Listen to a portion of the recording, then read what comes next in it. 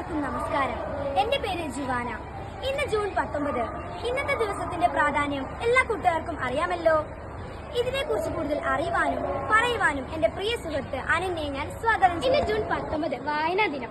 വായനയുടെയും അറിവിന്റെയും ലോകത്തേക്ക് നമ്മെ കൈപിടിച്ച് നടത്തിയ PN പണിക്കരുടെ ചരമദിനം. വായിച്ചുളരുക, ചിന്തിച്ച് വിവേകം നേടുക എന്ന മുദ്രാവാക്യത്തിലൂടെ കേരളത്തെ വായനയുടെ ലോകത്തേക്ക് കൈപിടിച്ചുയർത്തിയ ഒരു മഹാനാണ് അദ്ദേഹം. വിദ്യാർത്ഥികളായ നമ്മുടെ ഓരോരുത്തരുടെയും കടമയാണ് അറിവ് നേടുക എന്നത്.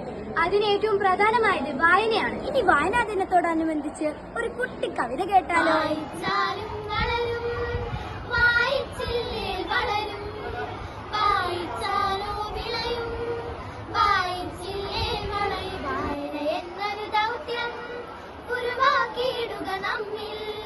അറിവിൻ ചെപ്പു തുറക്കാം, അജ്ഞതയെന്നു മകറ്റാം.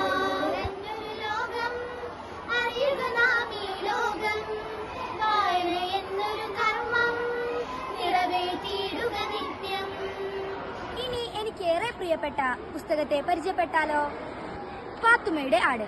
ഇതെഴുതിയത് മലയാള നോവലിസ്റ്റും കഥാകൃത്തും സ്വാതന്ത്ര്യ സമര സേനാനിയുമായിരുന്ന ബേപ്പൂർ സുൽത്താൻ എന്ന അപരനാമത്തിൽ അറിയപ്പെട്ടിരുന്ന വൈക്കം മുഹമ്മദ് ബഷീർ. തന്റേതായ വാക്കുകളും ശൈലികളുമായിരുന്നു ബഷീറിന്റെ സവിശേഷത. അതുകൊണ്ട് തന്നെയാണ് എനിക്ക് അദ്ദേഹത്തിന്റെ പുസ്തകങ്ങൾ ഏറെ ഇഷ്ടം. വായിച്ചാലും വളരും, വായിച്ചില്ലേലും വളരും, വായിച്ചാൽ വിളയും, വായിച്ചില്ലെങ്കിൽ വളയും എന്ന കുഞ്ഞുണ്ണി മാഷിന്റെ ഈ കവിതയെ ഓർമ്മിപ്പിച്ചുകൊണ്ട് ഏവർക്കും വായനാ ദിനാശംസകൾ.